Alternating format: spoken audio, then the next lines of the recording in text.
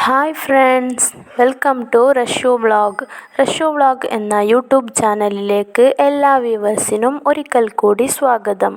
കുഞ്ഞുങ്ങൾക്ക് കാടമുട്ട കൊടുക്കുന്നത് കൊണ്ടുള്ള അത്ഭുത ഗുണങ്ങളും എപ്പോൾ മുതൽ എങ്ങനെയൊക്കെ കൊടുക്കാം, എത്ര ക്വാണ്ടിറ്റി കൊടുക്കാം എന്നതിനെ പറ്റിയാണ് ഇന്നത്തെ വീഡിയോ.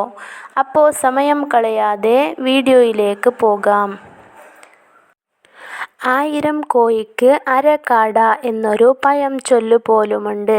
5 കോഴിമുട്ട കഴിക്കുന്നതും 1 കാടമുട്ട കഴിക്കുന്നതും തുല്യമാണെന്നാണ് പറയപ്പെടുന്നത്. കാടമുട്ടയിൽ ധാരാളമായി vitamin A, vitamin B6, vitamin B12 എന്നിവ അടങ്ങിയിട്ടുണ്ട്. കുഞ്ഞുങ്ങൾക്കായാലും മുതിർന്നവർക്കായാലും പ്രതിരോധശേഷി കൂട്ടാൻ വളരെ നല്ലൊരു ഫുഡാണ് ഈ കാടമുട്ട.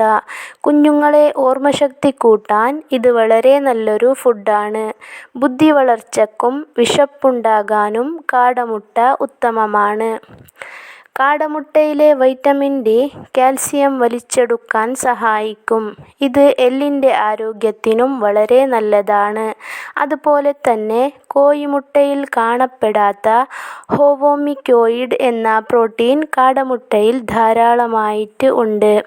ഇതൊക്കെ കൊണ്ട് തന്നെ കുഞ്ഞുങ്ങളും മുലയൂട്ടുന്ന അമ്മമാരും പ്രഗ്നൻ്റായവരൊക്കെ ഈ കാടമുട്ട കഴിക്കുന്നത് വളരെ ഗുണമുള്ളതാണ്. ഇനി ഈ കാടമുട്ട എപ്പോൾ മുതൽ എത്ര ക്വാണ്ടിറ്റി വെച്ചൊക്കെയാണ് കഴിക്കേണ്ടതെന്ന് പറയാം. 9 മാസമുള്ള കുഞ്ഞുങ്ങൾക്ക് മുതലാണ് ഈ കാടമുട്ട കൊടുക്കാൻ പറ്റുന്നത്.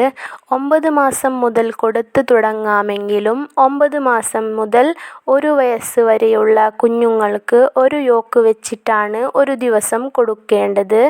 അതായത് 1 മുട്ടയുടെ മഞ്ഞ.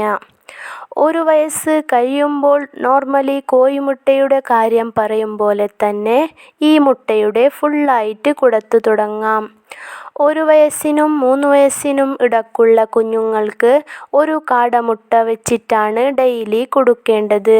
അതുപോലെ തന്നെ 3 വയസ്സിനും 7 വയസ്സിനും ഇടയ്ക്ക് പ്രായമുള്ള കുഞ്ഞുങ്ങൾക്ക് 2 മുതൽ 3 മുട്ട വരെ ഡെയിലി കൊടുക്കാം.